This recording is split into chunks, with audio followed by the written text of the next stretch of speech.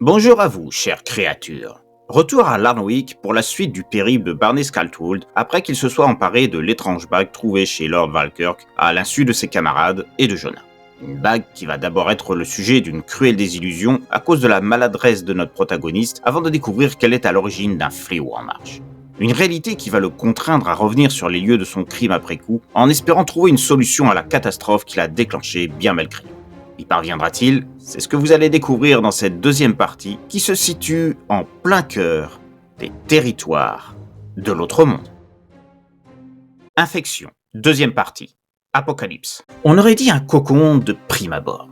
La fenêtre de ma chambre étant exposée plein sud, occasionnant peu de clarté car le soleil peinait à l'atteindre à cause d'un petit bosquet présent non loin de là, je me suis rendu dans la cuisine. Ce qui m'a permis de mieux voir ce que j'ai d'abord pris pour un défaut lorsque je l'ai rapidement observé dans le manoir de Lord Valkirk. Ce n'était pas un cocon. La lumière naturelle me fit comprendre qu'il s'agissait d'une larve de mouche. J'étais sûr de moi. Pourquoi avoir placé une larve visiblement fossilisée au cœur d'une pierre? C'était étrange. Une curiosité qui me faisait rappeler certains écrits survolés lors de leur lecture dans la pièce secrète. Des sortes d'invocations ou de prières destinées à Belzébuth. Celui qu'on surnommait le Seigneur des Mouches. Tout le rapport avec le cavalier de la pestilence évoqué au début de mon témoignage. Les deux étaient souvent liés dans nombre de récits. Je me souvenais avoir également vu plusieurs traités de démonologie et de sorcellerie présents dans la pièce, en plus de tout ce qui avait trait à l'alchimie. Ce n'était sans doute que des coïncidences, me disais-je. Rien de véritablement insolite à voir un original comme Lord Valkirk, dont je ne me doutais cependant pas de sa passion pour les sciences occultes, s'intéresser à divers arts liés à la magie et tout ce qui en était plus ou moins proche. Cette singularité de la bague m'a fait penser alors à la possibilité de l'extrême valeur pouvant la caractériser. Une valeur qui pourrait m'assurer de faire remonter mes finances de manière importante. Elle qui avait été mise à mal après mes années passées au centre de soins. Mon séjour prolongé là-bas avait nettement fait fondre mes ressources car devant assumer seul les frais propres à l'établissement. Je m'étais porté volontaire pour intégrer le programme du centre, sur le conseil de mes rares amis qui s'inquiétaient de ma déchéance. À ce titre, tout était à ma charge. 13 ans au total, en 2 phases, qui m'ont fait revenir à la vie normale presque ruinée. Et il était hors de question de faire appel aux fortunés ayant fait partie de mon ancienne vie avant que je rencontre Ruby, qu'ils avaient tant vilipendé. Ce que je ne pouvais pas leur pardonner. D'où mon refus de m'abaisser à leur quémander une aide. C'est ce qui m'a décidé à contacter Jonah, après que le peu me restant de l'assurance vie de Ruby se réduise à peau de chagrin et menace de me faire expulser de ma maison, faute de pouvoir assurer le paiement des traites. Celle-ci ayant continué à se prélever sur mon compte, en plus des frais du centre de soins. Cette bague, si je pouvais la vendre, sans que ça attire l'attention de Jonah ou des autres qui connaissaient tous mes conditions de vie précaires, elle pourrait contribuer à m'offrir une vie plus décente. Je me surprenais à penser à cette utopie, alors que, pendant plusieurs mois, après être revenu au sein de mon foyer, je n'avais jamais exprimé un besoin d'améliorer mes conditions de vie. Le boulot offert par Jonah, c'était juste pour avoir de quoi continuer à payer les traits de la maison et acheter de quoi manger. Je n'aspirais à rien de plus. Tandis que la présence de cette bague, les reflets du soleil à travers elle inondant mes yeux, cela m'incitait à garantir un meilleur avenir à mon quotidien, sous réserve que je fasse preuve de discrétion pour la revente de ce bijou, en ne montrant pas trop l'augmentation de mon statut financier autour de moi. Je n'étais pas quelqu'un qu'on peut qualifier de paranoïaque. Cependant, au vu de la particularité de l'entreprise de Jonah, il n'était pas impossible qu'il fasse surveiller ses employés au dehors de l'entrepôt. Je devais me montrer prudent pour ne pas attirer l'attention. Ni à mes voisins, ni à d'éventuels espions à la solde de Jonah, observant peut-être mes moindres faits et gestes. En ayant cette pensée, ma main a tremblé, réalisant soudain que l'on m'avait peut-être vu exposer la bague à la lumière de la fenêtre et je l'ai fait tomber à terre. Je tirai les rideaux et me penchai pour ramasser le bijou. J'ai alors vu que la pierre s'était fendue. Ce n'était pas perceptible de manière flagrante, mais cette fêlure pouvait suffire à rendre invendable le bijou.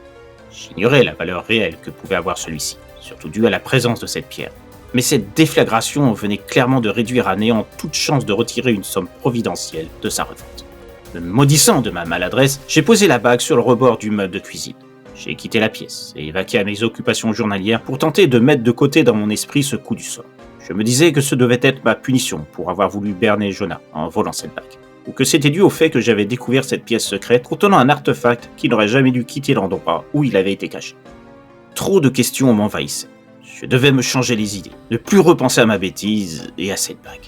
Le jour suivant, j'étais passé à autre chose, ayant quasiment oublié l'histoire de mon larcin discret. Jonah ne m'avait pas appelé pour me prévenir de me préparer à lui fournir des infos dans l'objectif d'une future nouvelle expédition. Ce qui voulait dire que je pouvais espérer profiter d'un semblant de tranquillité pour les prochaines heures à venir. Après avoir pris un petit déjeuner frugal, en déversant la vaisselle de la matinée, s'ajoutant à celle déjà présente et datant de plusieurs jours, je fis tomber un couvert au sol. L'accumulation d'assiettes et de plats sales dans l'évier avait fait ricocher cet élément de la nouvelle fournie. Bien que je ne me préoccupais du ménage qu'une fois dans la semaine, je préférais ramasser le couvert fugitif, une fourchette en inox, pour éviter de marcher dessus plus tard, car ayant oublié qu'elle se trouvait là. Mon habitude de marcher pieds nus ou affublé de simples chaussettes fines, lesquelles n'avaient pas connu de passage en machine à laver depuis un moment, risquait de pâtir d'une marche sur les dents de cet orphelin de métal au sol. C'est en ramassant la fourchette que je remarquai la présence de la bague contre un pied du meuble. Le souvenir de la désillusion causée par une première chute, ayant détruit mes perspectives d'améliorer ma vie misérable, me revint alors immédiatement en mémoire. Voulant éloigner cet objet me rappelant ma triste condition, je me préparais à jeter la bague dans la petite poubelle de la cuisine, après avoir remis en place la fourchette au sein du dépotoir constitué par l'amas de vaisselle du lavabo, quand j'ai remarqué que la pierre n'était plus seulement fêlée, mais était creusée d'un trou conséquent. Je n'apercevais cependant aucun éclat autour du lieu où j'avais retrouvé l'objet. En observant plus attentivement la bague, je découvris que les morceaux étaient disposés à l'intérieur de la pierre. Comme si quelque chose avait délicatement caché les éclats pour je ne savais quelle raison. Peut-être avec l'espoir que je ne me rendrais pas compte tout de suite du trou béant dans le bijou. Quelles qu'aient pu être les intentions du fautif, son stratagème avait échoué et me questionnait. Comment une pierre précieuse, ou en tout cas supposée l'être, pouvait se révéler aussi fragile? Une simple chute aurait-elle accentué la fêlure à ce point? Pourtant, j'avais examiné la pierre. J'étais certain que ce n'était pas du simple verre ou une texture friable du même ordre, telle que les bijoux de pacotille qu'on récupère dans les tireuses de fêtes foraines. Je n'avais pas pu déterminer avec précision la nature de la pierre, mais sa texture m'assurait qu'elle appartenait à la famille des émeraudes, malgré ses couleurs étranges. Je me souvenais de la tache aperçue en son sein, une forme apparaissant explicitement comme une larve d'un noir intense. D'un autre côté, cette couleur était peut-être causée par l'opacité dégagée par les teintes singulières de l'extérieur de la pierre. Toujours était-il que cette supposée larve n'était plus là. L'idée que c'était elle qui avait subtilement déposé les éclats du bijou me vint immédiatement en tête, malgré l'absurdité de cette pensée. Comment une simple larve, qui plus est fossilisée je ne savais comment, et enfermée depuis une durée indéterminée dans une pierre précieuse, pouvait avoir pu se montrer capable d'un tel prodige? La larve se serait-elle muée en sa forme adulte, à savoir une mouche? Cela semblait invraisemblable. Pourtant, je devais me rendre à l'évidence. Nul autre que ce passager incongru d'un bijou tout aussi étonnant avait été la cause de ce phénomène dépassant tout ce que je pouvais concevoir en termes de joaillerie et même de zoologie. Aucune larve de quelque animal que ce soit, quelle que soit l'espèce, n'était capable d'un tel prodige de résurrection et d'intelligence. C'était inconcevable, et je me moquais de moi-même d'avoir pu concevoir une idée aussi farfelue. J'ai tenté de chercher sous le meuble, histoire de voir si cette larve fantastique s'y trouvait, tentant d'échapper à ma vue. Bien que cette réflexion intérieure parût tout aussi stupide que ce qui m'avait traversé l'esprit auparavant, je m'interrogeais sur la possibilité qu'elle ait pu craindre de tomber entre mes mains, avec donc le risque de se voir détruire, même accidentellement, avant qu'elle n'ait eu le temps de revêtir sa forme terminale. C'était stupide. Vraiment. Cela supposait un niveau d'intellect au moins égal à l'homme. Certes, les études des scientifiques ont déjà prouvé maintes et maintes fois que nombre d'insectes pouvaient révéler des intelligences hors normes. Des insectes aux capacités souvent surprenantes, qui ont d'ailleurs inspiré l'homme plusieurs fois à travers l'histoire et source de nombre d'inventions. Mais de là à imaginer qu'une larve fossile, endormie depuis peut-être des siècles ou plus, ait pu développer des capacités surpassant un être humain, c'était proprement ridicule. N'empêche que les faits étaient là. Cette larve s'était réveillée de manière incompréhensible à la suite de la chute de son contenant sur le sol avant de s'empresser de se cacher pour poursuivre une éventuelle évolution. C'était dingue, mais il n'y avait pas d'autre explication, aussi fantastique que cela paraissait. De toute façon, si cette larve était devenue une mouche, ou attendant de le devenir quelque part dans cette pièce, les cachettes ne manquaient pas pour une créature aussi petite. Je n'avais nullement l'envie de me mettre à la poursuite d'une bestiole aux compétences supposées incroyables, juste pour éteindre le flux des questions me venant en tête la concernant. J'ai jeté ce qui restait de la bague dans la poubelle de la cuisine. Celle-ci étant pleine, j'ai fermé les liens, puis les placé avec les autres sacs dans la pièce d'à côté, en attendant le jour de ramassage des ordures pour être sorti au dehors. En milieu d'après-midi, Jonah m'appelait pour me questionner sur un prochain client dont il avait appris le décès par ses contacts secrets. Les affaires reprenaient, et mes interrogations concernant la bague, la pierre et son contenu passèrent aux oubliettes. 3 jours plus tard, on était la veille de Noël. Jonah nous avait donné congé pour qu'il puisse profiter des fêtes avec sa famille. Que nous fassions de même, c'était le cadet de ses soucis. Je suis persuadé que s'il a eu l'occasion de nous faire bosser pendant cette période, ça ne l'aurait aucunement gêné. Mais que ça empiète sur son propre plaisir de profiter de Noël, ça, c'est un sacrifice qu'il n'envisageait même pas. Une attitude qui vous donne une idée de la piètre importance qu'on représentait à ses yeux. On n'était que des outils qui lui permettaient de s'enrichir et rien d'autre. Des outils jetables et remplaçables. Vu les difficultés à s'en sortir de nombre de personnes de nos jours, il savait qu'il n'aurait aucun mal à trouver d'autres marginaux comme moi et les autres. Des désœuvrés, prêts à tout accepter pourvu que cela leur rapportait un salaire décent. Bien sûr, la perte de l'un de nous serait regrettable pour ses affaires. Mais à ses yeux, nous étions comme des briques de Lego. Si l'une se montrait défectueuse, se cassait, il suffisait d'en commander une neuve pour remplacer la brique inutilisable afin de remettre l'édifice construit en état. L'image peut sembler cruelle, et je ne suis sûr de rien au sujet de la personnalité réelle de Jonas, ce dernier ne laissant que rarement transparaître de ses intentions et de sa personnalité intime. Mais c'était vraiment mon sentiment. Quoi qu'il en soit, on s'est tous souhaité de joyeuses fêtes tour à tour avant de partir chacun de notre côté. Même Norman nous a gratifié d'un joyeux Noël en affichant un sourire inédit. À se demander si c'était bien le même Norman qui se trouvait devant nous. La veille, il avait reçu une lettre fournie par Nigel.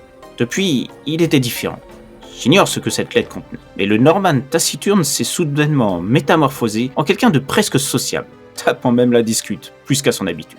Peter, de son côté, a encore une fois tenté l'incruste auprès de Sonia et s'est gentiment fait envoyer aux fraises. Mais plus gentiment que d'habitude. L'esprit de Noël, parfois, ça change les gens de manière inattendue.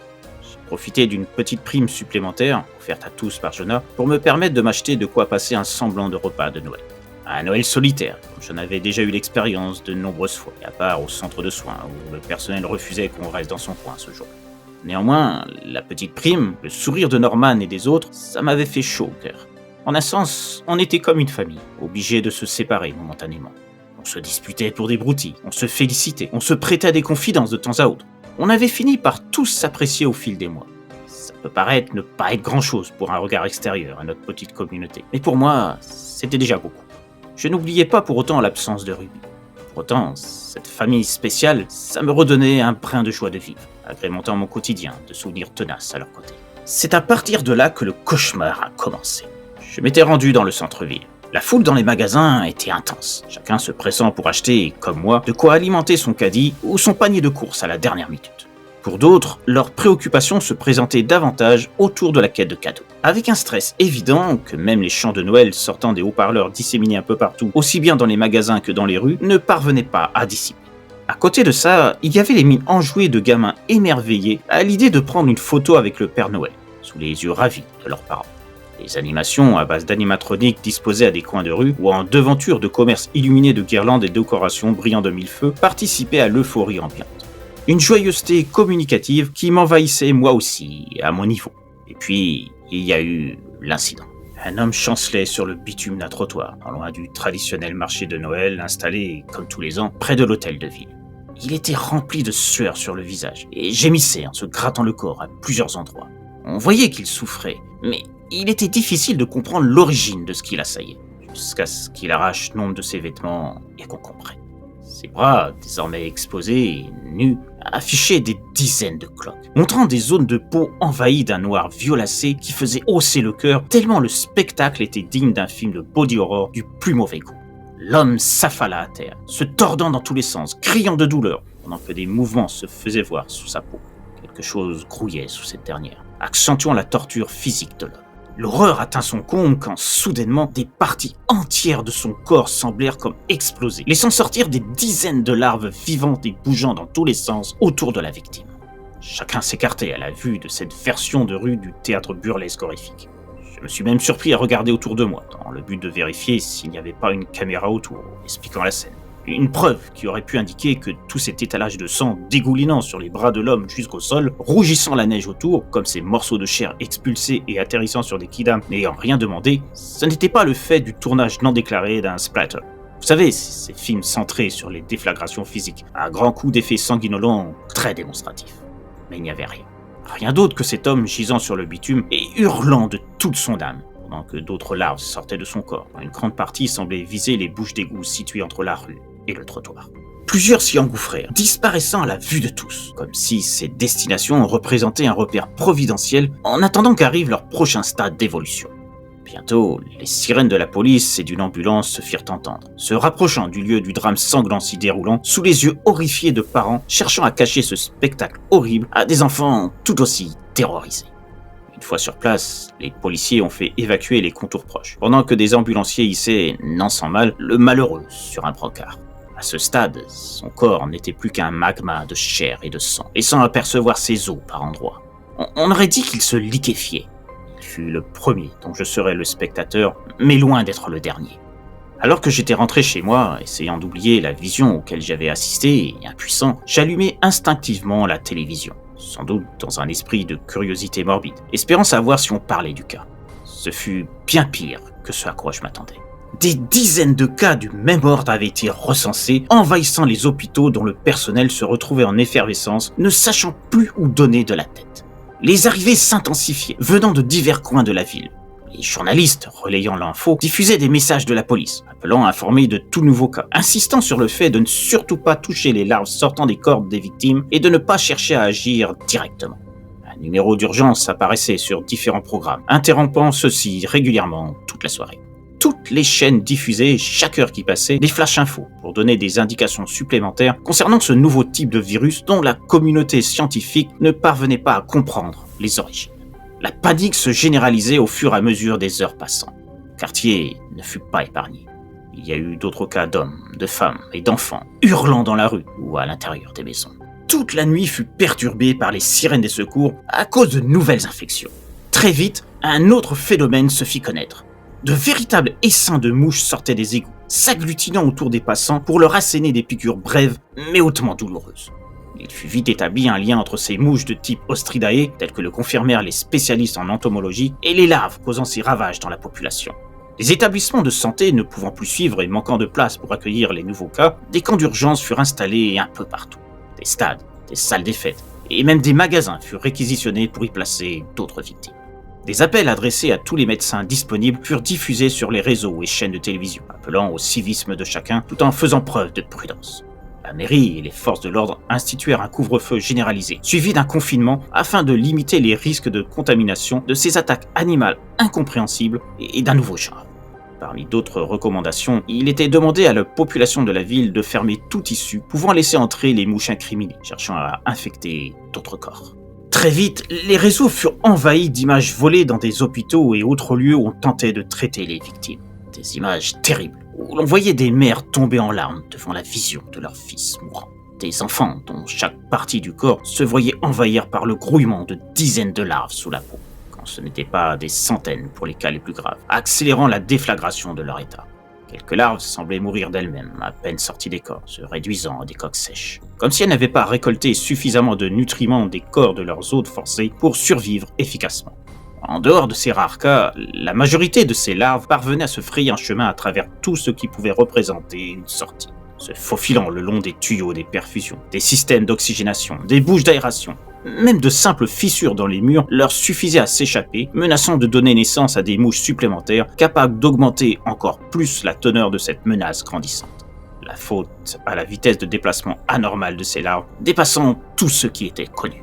À la lumière de cette dernière info, j'émettais la supposition que c'était peut-être ce qui s'était passé concernant la larve fossile de la bague. Ça semblait impossible. Mais plus je voyais des images de corps ravagés, se transformant en des amas de chair dégoulinante, de visages déformés par la liquéfaction ou de la sortie intempestive d'organes, éjectés des corps comme on lance une balle dans un match de baseball et garnissant les murs et les personnes avoisinant de leur texture flasque, agissant comme de l'acide sur la matière où ils atterrissaient, plus je voyais ces atrocités, disais-je, plus je me disais que l'origine de tout ça, c'était peut-être moi, le responsable. Cette silhouette de larve dans la pierre à qui j'avais donné l'occasion de s'enfuir et de revivre à cause de ma maladresse ayant fait tomber la bague sur le sol, fêlant la prison de cette chose, si je n'avais pas retrouvé la larve sortie de la pierre durant mon sommeil, ce devait être à cause de la rapidité à laquelle ces créatures se déplaçaient. Elle fut sûrement celle qui donna naissance à la première mouche, celle-ci n'ayant pas eu de peine à trouver comment sortir de chez moi, tel que je vous l'ai décrit en début de ce récit. À partir de là, l'Ostridae fugitive a infecté un premier corps, sans doute d'autres, ce qui a libéré les premières larves et occasionnant cette catastrophe.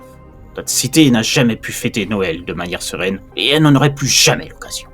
Le jour J, les cas d'infection se comptaient déjà par dizaines, comme déjà évoqué. Le phénomène s'amplifia de plus en plus, dépassant les limites de la ville, jusqu'à jusqu'à atteindre les villages en périphérie, créant d'autres colonies de larves et de mouches et se dirigeant vers d'autres régions. Le phénomène s'étendait de manière exponentielle à chaque heure qui passait. Au bout d'une semaine, d'autres pays furent touchés. Il était peu probable que ces mouches aient pu parvenir à les atteindre par le vol. La traversée semblait bien trop longue pour ça. Les scientifiques s'accordaient sur le fait que les mouches devaient se servir des avions, des bateaux. Il était plus que probable qu'elles se dissimulaient dans des cales, des soudes, des caisses, ou tout autre endroit leur assurant une cachette provisoire. Ou bien, plus évident encore, des larves préservaient l'état de certains corps où elles s'étaient infiltrées, s'en servant comme d'un véhicule de transport et sortant une fois arrivées à leur destination finale, en ravageant le corps où elles s'étaient dissimulées tout ce temps, comme cela avait été le cas les premières heures de cette invasion monstrueuse. Un tel scénario supposait évidemment une intelligence complètement délirante pour des insectes. Pourtant, au vu de ce que larves et mouches avaient déjà montré en termes de capacité, plus personne ne doutait qu'on avait affaire à des créatures n'ayant rien à voir avec les connaissances humaines. Beaucoup comparaient cette invasion en cours à une punition divine, créant son lot de groupes sectaires profitant du fléau pour dispenser ses idées d'apocalypse afin de réunir de nouveaux disciples. Les pillages commencèrent à devenir une norme, causée par des non-infectés au départ, avant qu'eux-mêmes ne soient touchés. Leurs dégâts occasionnaient d'ouvrir des brèches immenses sur les lieux de leur cible. Ceci en brisant des vitrines de commerce ou en fonçant des portes d'appartements de personnes sans défense face à ces groupes armés pour la plupart d'entre eux. Ils s'emparaient de leurs biens, laissant derrière eux des gens se retrouvant sans possibilité d'empêcher les mouches de les infecter à leur tour. L'anarchie régnait, obligeant le recours aux forces militaires, intervenant en masse pour contrer à la fois les pillages, de plus en plus nombreux, et les attaques des mouches, bien que celles-ci se montraient tout aussi résistantes que les simples larves face aux armes humaines. Un combat proprement inégal, renforçant les suspicions de la nature surnaturelle de ces créatures, telles qu'évoquées par les groupes religieux s'intensifiant sur divers territoires. Les simples combinaisons des équipes d'intervention, ainsi que les habits trop fins, se révélaient être des moyens de défense inutiles. Le dard dont disposaient ces mouches inédites se montrant capable de percer ces faibles remparts. Seules certaines matières, plus épaisses, ou des couches d'habits suffisamment importantes pouvaient parer aux attaques, ce qui impliquait de couvrir toute surface de peau, visage, mains, jambes, cou.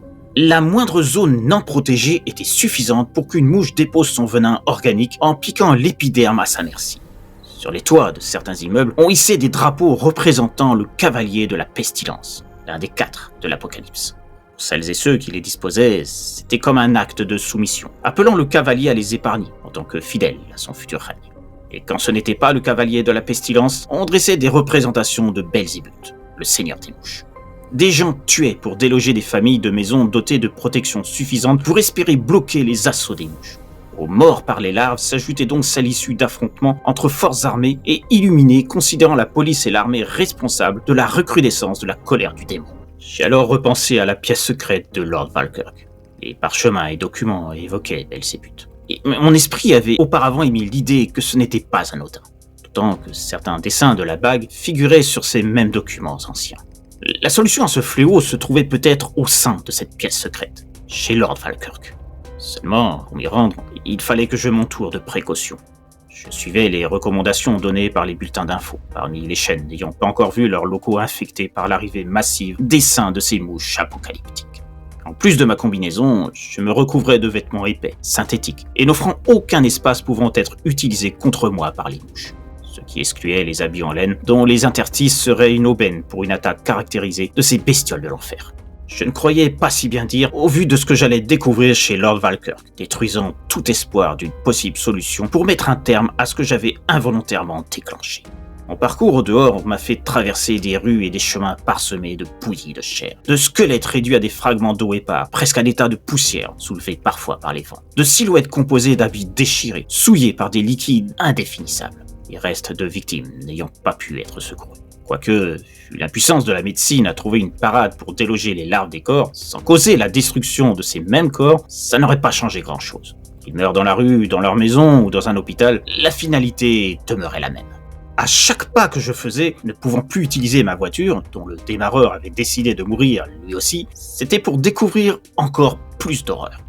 Je croisais des corps décharnés à outrance, parfois encore entourés de larves, montrant la fraîcheur, si l'on peut dire, de la mort des pauvres airs touchés. Dans des jardins, j'apercevais des restes constitués d'eau calcinée, un jerrycan à côté. La preuve que des infectés ont préféré s'immoler pour ne pas finir à l'état de liquide par suite de leur contamination. Une sorte d'envie de désir d'achever leur vie dignement, telle qu'ils l'ont choisi. Bien que je ne sois pas sûr que ce type de fin puisse être désigné comme tel. Au bout de 3/4 d'heure, je parvenais au castel de Lord Valkirk. Entre-temps, j'ai fait un léger détour vers le dépôt. Il n'y avait personne à l'intérieur, et à part 2 corps aussi liquéfiés que ceux que j'avais vus sur ma route. Les habits de l'un ne faisaient aucun doute sur la victime, Michael. Toujours à faire des heures supplémentaires, celui-là. À se demander s'il avait eu un jour un foyer, vu le nombre de jours et de nuits passés dans l'entrepôt. L'autre, je ne savais pas qui c'était. Aucun du groupe en tout cas, et même Jonah. Ce dernier n'a plus donné de signe de vie après les événements de Noël. Idem pour les autres, que j'ai essayé d'appeler plusieurs fois, étant donné qu'on s'était tous échangé nos numéros de téléphone. Ce qui montrait bien la solidité de notre groupe d'amis, la famille que nous formions. J'avais cherché à savoir s'ils étaient tous encore en vie, s'ils avaient trouvé un moyen de se protéger de ce fléau volant. Aucun n'a jamais répondu. Je ne me suis pas attardé au dépôt, et j'ai vite bifurqué pour me rendre chez Lord Falkirk. Je n'ai pas traînassé dans la bicoque, qui avait au moins l'avantage de posséder un air plus respirable, sans doute le fait d'un nettoyage approfondi, effectué par une équipe spécialisée dans ce genre de tâches ingrates. Le contenu de la pièce secrète, j'espérais que ça n'avait pas disparu. Je n'étais sûr de rien en venant ici. J'avais refermé le passage après notre départ, après que Jonah a signifié son désintérêt pour tout ce qui se trouvait à l'intérieur de la pièce. Il y avait le risque que les services funéraires ou une autre équipe ayant eu la charge d'inspecter la demeure ait découvert le mécanisme permettant d'y avoir accès. Auquel cas, ma venue n'aurait servi à rien. Mais pour une fois, la chance a été de mon côté. La bibliothèque cachant le moyen d'ouvrir la pièce était toujours en place. Les livres sur les étagères ne semblaient même pas avoir été déplacés, ni même touchés. Confirmation fut faite en entrant dans l'antre du féru d'alchimie. Je me suis alors employé à parcourir les parchemins survolés une première fois, lors de ma première visite dans les lieux. Ceux qui parlaient de Belzébuth. Je n'ai pas pu tout traduire, mes souvenirs en latin et en grec, les langues principales des textes, n'étant pas fameux. Qui plus est, certaines parties usaient d'un langage inconnu à ma connaissance. On aurait dit des runes ou un truc du genre. Pas les nordiques, plutôt celles utilisées dans les traités de sorcellerie, où il figurait d'ailleurs divers ouvrages au sein de la pièce. Sans doute un code pour que le décryptage ne puisse pas être effectué par une personne n'appartenant pas à un cercle d'adeptes défini. Malgré tout, j'ai pu décoder le principal, et je ne m'étais pas trompé.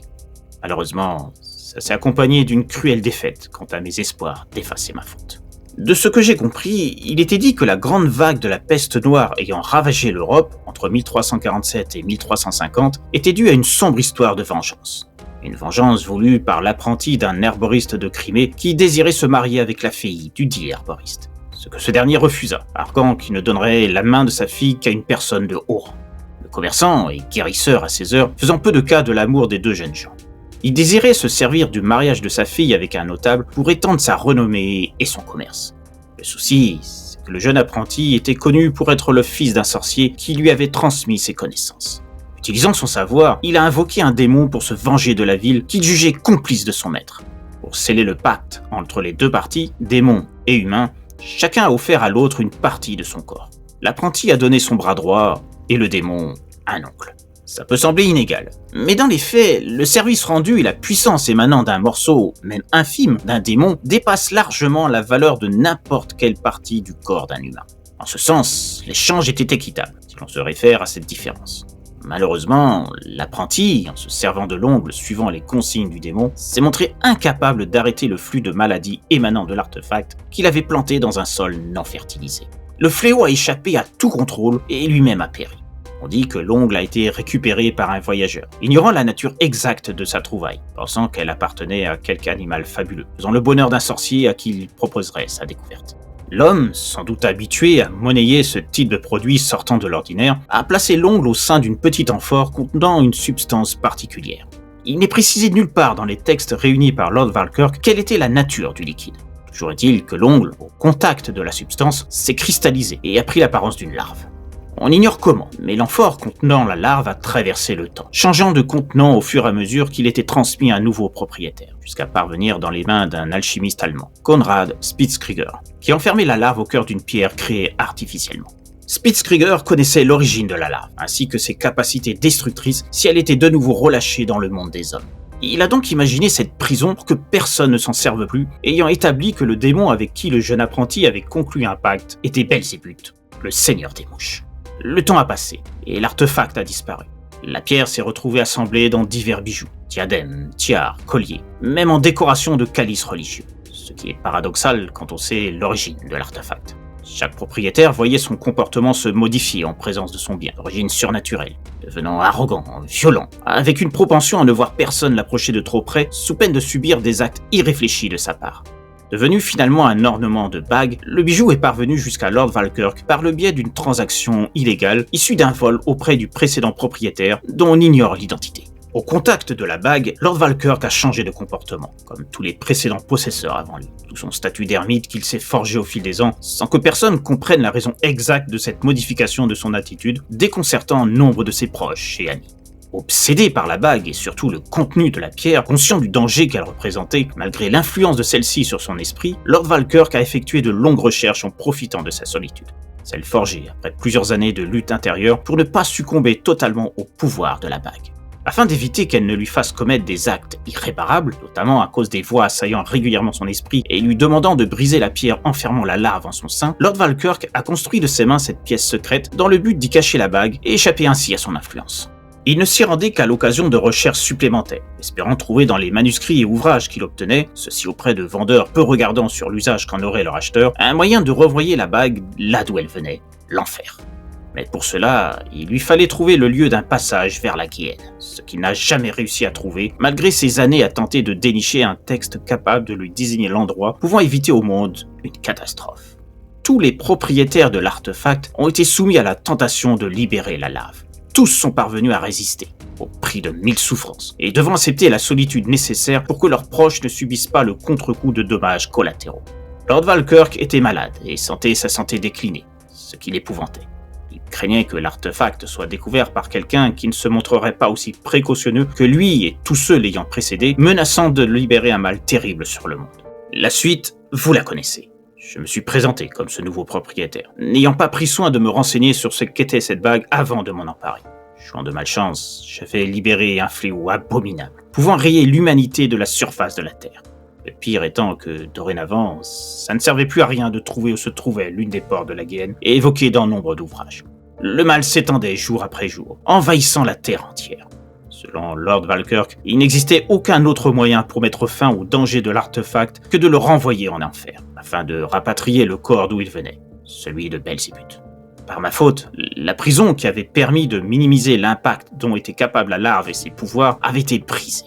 La pierre la composant avait sans doute vu ses capacités à renfermer la menace s'éroder au fil du temps. Ou peut-être que le phénomène chimique causant la fêlure était dû à sa sortie de la pièce secrète de Lord Falkirk. Ce dernier semblait avoir concentré ses recherches sur l'alchimie dans le but de constituer une sorte de barrière invisible autour de l'artefact, que j'ai abattu sans le savoir la première fois, mettant à néant une première protection, car Lord Falkirk s'était peut-être déjà rendu compte que la prison que constituait la bague n'était plus assez efficace pour rendre prisonnier son maléfique locataire. Le secret de la pièce était une protection de plus pour contenir le danger, que lui seul parvenait à contrer par la force de sa volonté. Il y avait aussi la possibilité que le séjour prolongé dans ma bouche, avec ma salive, ait été en cause dans la fragilisation de la prison. Il y avait tant d'explications possibles, et j'ignorais quelle était la plus probable et crédible. Une chose était certaine, la plongée de l'ongle d'origine dans cette substance indéterminée, l'ayant cristallisée et fait devenir une larve, a transformé cette partie du démon en arme organique bien plus destructrice que le bacille de la peste qu'elle a fait naître au début de sa création, suite à l'échange avec le jeune apprenti, responsable de toute l'histoire. Je ne pouvais plus rien faire, sinon me lamenter sur ma bêtise, découvrant chaque jour l'étendue des dégâts déferlant sur chaque partie du monde.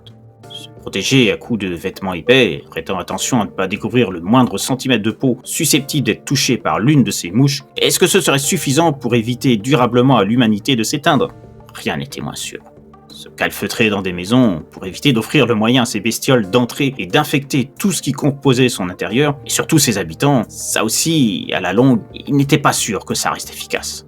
Plus est, cela supposait de pouvoir survivre avec des provisions conséquentes. Ce qui impliquait de sortir pour récupérer des vivres, avec le risque qu'une partie de ces protections vestimentaires comporte une faille et que l'on se fasse finalement infecter, comme d'autres en avaient fait la douloureuse expérience. Non, à terme, il était évident que l'humanité ne tiendrait pas un grand nombre d'années avec de telles restrictions de vie, face à un danger mortel pouvant surgir de partout. Combien de temps faudrait-il avant que le dernier homme sur Terre tombe ? Cela pour avoir décidé d'en finir, car n'en pouvant plus d'un quotidien ancré dans la peur de mourir pour la moindre erreur. Au moins, il resterait les autres animaux pour conserver de la vie sur notre planète. Les mouches et leurs larves ne semblant viser que les humains et rien d'autre. En tout cas, pour l'instant. Ne représentons peut-être qu'une étape dans les dessins de ces mouches, représentant de Belzébuth, dont l'objectif final peut se révéler être la fin de toute vie sur Terre. Me concernant, j'ignore si je parviendrai à supporter ce type de vie, attendant d'apprendre que le nombre d'humains dans le monde se réduit à peau de chagrin. Si tant est que les supports d'information subsistent, eux aussi, que ce soit Internet, la radio ou la télévision. Autant de moyens qui dépendent de la longévité de ceux les faisant fonctionner à se protéger de ces monstres ailés, de se protéger du plan de Belzébuth. Ce dernier doit bien rire aujourd'hui. Il ne pouvait ignorer que le jeune apprenti se montrerait incapable de contrôler l'ombre qu'il lui avait fournie, déclenchant la vague de peste noire qui a déclenché perte et fracas dans toute l'Europe. Un fléau qui existe encore aujourd'hui d'ailleurs, même si on sait comment le maîtriser. En revanche, la mutation générée ensuite à partir de ce même angle, c'est une toute autre histoire, un tout autre niveau. Et je doute qu'il y ait un remède, vu que l'autre solution qui aurait pu éviter tout ça n'est plus envisageable. Je n'ai plus qu'à attendre ma fin. Je ne sortirai plus, trop risqué.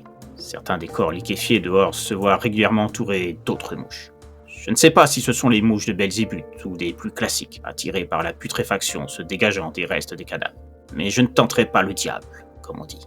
Même cette phrase a un sens tellement différent aujourd'hui. Non, sortir est inenvisageable, du moins un temps. Quand je serai lassé de mon enfermement, que mes réserves de nourriture ne seront plus, peut-être déciderai-je d'abréger mes souffrances. Ceci en offrant mon corps aux troupes de Belzébuth, à ces mouches venues de la Guienne. Ce sera probablement mieux ainsi. Je ne verrai plus la souffrance au dehors. Je ne verrai plus le résultat de ma curiosité, de mon avidité, de ma faute qui a fait basculer le monde dans les ténèbres. J'aurai rejoint les victimes mortes par ma faute.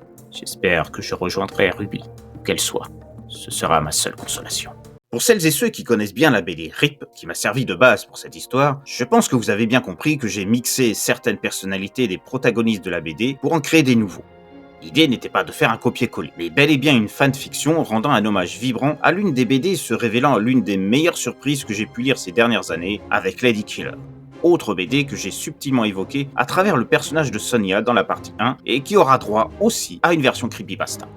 Pour faire simple, la future fanfiction sur Lady Killer aura pour héroïne Sonia et son passé.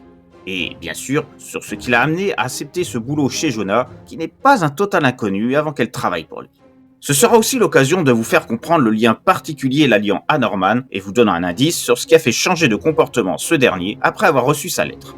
Vous découvrirez aussi que Sonia connaissait également Peter vaguement, mais également Nigel. Seul Conway n'était pas connu d'elle directement, mais elle le connaissait de réputation malgré tout par l'intermédiaire de Jonah. Quant à Barney, au même titre que les autres, elle ne connaissait rien de lui avant ça. Cette variation de Lady Killer sera donc conçue comme une sorte de préquel à Infection, mais également une suite, et permettra de donner des réponses aux zones d'ombre de ce dernier. Ce qui était une volonté dès le départ, ayant construit Infection avec l'intention de le rattacher à Par le sang, la double vie de Sonia, le titre de cette prochaine fanfiction, toujours au stade de l'écriture à l'heure actuelle. Par le sang permettra également de vous indiquer le point de vue de Sonia sur les événements de Infection et le devenir de chacun des membres de l'équipe dont faisait partie Barney, à savoir comment ils ont vécu le fléau et la manière dont chacun a fini. Toujours par le fait de Sonia, spectatrice malheureuse et impuissante de la mort de ses anciens camarades. Vous saurez donc ainsi également qui est l'inconnu dont Barney a trouvé les restes dans l'entrepôt. Pour comprendre tous les tenants et aboutissants de Par le sang, il sera donc indispensable d'avoir vu les 2 volets de Infection. À ce titre, un panneau figurera au début de la future vidéo à destination des auditeurs ne les ayant pas vus, afin qu'ils ne soient pas perdus par le déroulement de certains événements. Bien évidemment, la protagoniste principale de cette histoire étant une femme, ce n'est pas moi qui conterai cette creepypasta, mais une conteuse de mon choix. Je n'ai pas encore totalement décidé qui, car n'ayant pas terminé l'écriture de l'histoire, mais disons que j'ai déjà mon idée sur la conteuse à qui je proposerai de raconter cette creepypasta sur ma chaîne. Je garderai la surprise sur son identité, une fois obtenu son accord pour la conter, jusqu'à la publication de la vidéo. Je vous donne donc rendez-vous pour l'achèvement de ce diptyque prochainement, qui se déroulera, bien évidemment, au sein de l'autre monde.